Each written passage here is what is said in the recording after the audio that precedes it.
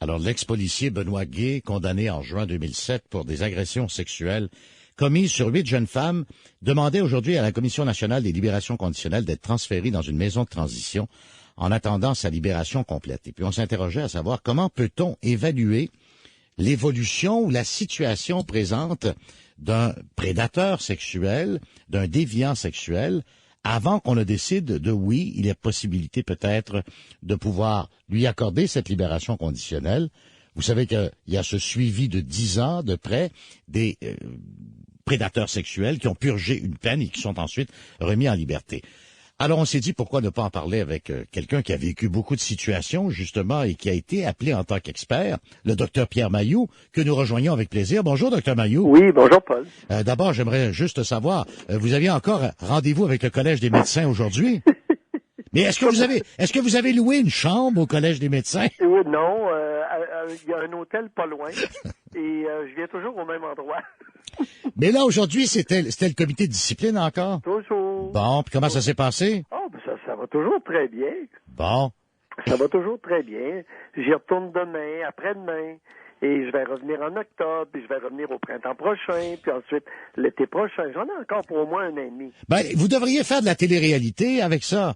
Ça serait payant? Ben oui, ça serait payant.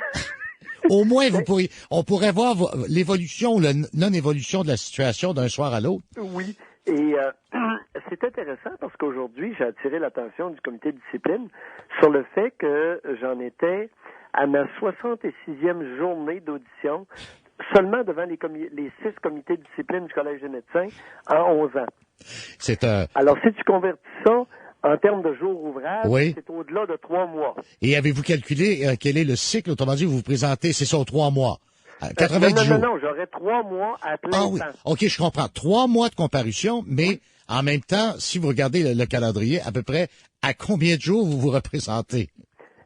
Oui, 66 jours que je me suis représenté. La plupart, écoute, il y a quelques jours que j'avais été représenté par un avocat noir, Max Stanley-Bazin. Mais je me suis toujours représenté pour tout le reste auprès des 6 comités, de 5 comités de discipline. Ouais, vous en êtes à la représentation par vous-même, le personnel. Ah oui, je me représente. Parce qu'autrement, ils m'auraient ruiné. Hein. Oui. Mais Pierre Mailloux, aujourd'hui, on regardait la situation, puis je pensais à ça ce matin, l'ex-policier Benoît Guay demande une libération conditionnelle. On sait évidemment que libération conditionnelle, il est sur une liste où il sera suivi pendant de nombreuses années, le jour où il sera libéré et remis en liberté. Mais la question qu'on se posait tous, comment la psychiatrie ou la médecine n'étant pas nécessairement une science exacte, comme les mathématiques, comment peut-on en arriver à mesurer un niveau de dangerosité d'un individu pour une récidive? Par un examen clinique. Alors, suite à ce que la personne veut bien nous dire. Il n'y a pas de test objectif. Le seul test objectif qui existe, c'est le plétismographe, l'anneau autour du pénis. Mm-hmm. Et puis là, on lui montre des images de différentes scènes sexuelles et on détecte, le plétismographe, l'anneau, détecte s'il y a un peu de gonflement dans le pénis ou pas. Donc, s'il y a encore une pulsion pour les images qui lui sont projetées. Oui, et l'individu peut très bien jouer dans sa tête avec d'autres types de fantasmes et neutraliser l'image qu'on lui présente. Mm-hmm. Ben oui, c'est ce que j'allais dire. Il peut peut-être ne pas... Écoutez, ça se fait dans un milieu carcéral, donc en vase clos. Il y a peut-être possibilité de pouvoir contrôler ce test-là. Oui, il y a un individu qui est habitué. Bon. Écoute, c'est comme... J'ai tellement eu de confidences d'homosexuels qui s'accouplent avec des femmes. Et pour se faire bander, il pense à un homme, à une scène masculine. Oui. Et puis là, ils réussissent à copuler madame, tu comprends? Mais c'est vraiment... Alors, le prédateur peut faire la même chose pour déjouer le plétismographe. Donc, le plétismographe devient un test à ce moment-là qui en arrive finalement à une conclusion, parce qu'il va falloir qu'il retourne devant la Commission nationale des libérations conditionnelles, le groupe d'experts, et dire, voyez-vous, monsieur représente faible à modéré de récidive. Ça me rappelle un peu... Ben oui, il a bandé un petit peu sur des scènes de viol sadique. Oui, mais... Il n'a eu qu'un tout petit gonflement. Oui, mais il n'y a pas seulement la mesure de l'érection quand même pour déterminer si on est de faible à modéré. Non, il n'y a pas d'autre chose. Là. Le reste, c'est un examen clinique à partir des propos du prédateur.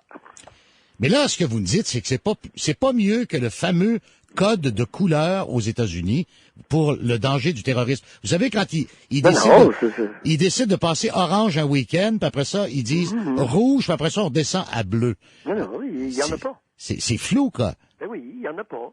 Il n'y a pas de test objectif, de test valable. Il y en a pas. C'est un examen clinique.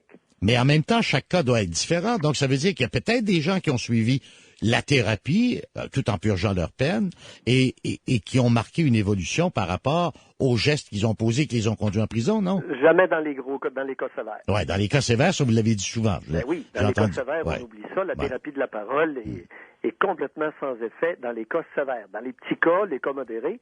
Mais là, on parle de quelqu'un qui aurait violé 8 femmes, qui s'est reconnu coupable sur 8, n'est-ce pas? Sauf erreur de ma part? Oui. Et dont certains avec couteau et arme à feu. Etc. Oui, et souvent d'ailleurs en utilisant ces techniques parce qu'il était un spécialiste de la filature au moment où il était au SPVM, donc il avait des techniques pour leurrer ces personnes et pouvoir les repérer facilement. Oui. Et tout ça s'est déroulé sur une courte période, hein. C'est de mai 2004 à juillet 2005. Oui. Ouais. Donc on sent là que... Ce qui arrive, ça sur quoi je vais attirer ton attention, Paul, c'est que s'il s'est reconnu coupable sur 8 victimes, il en a probablement fait assez facilement le double. Sais-tu pourquoi?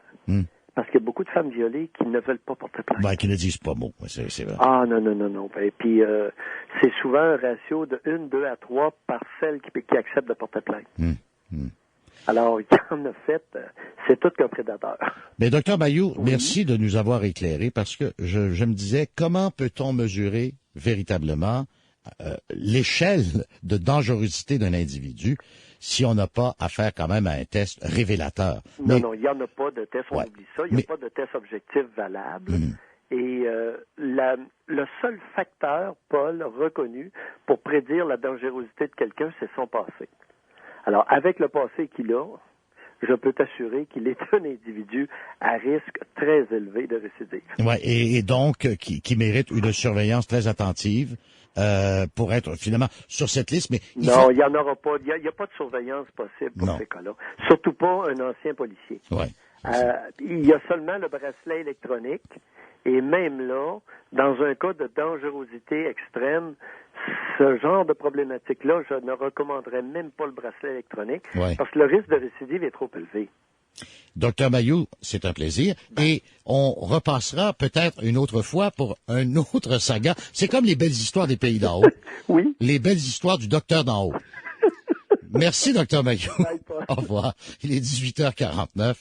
Pierre Mailloux est de retour devant le Collège des médecins.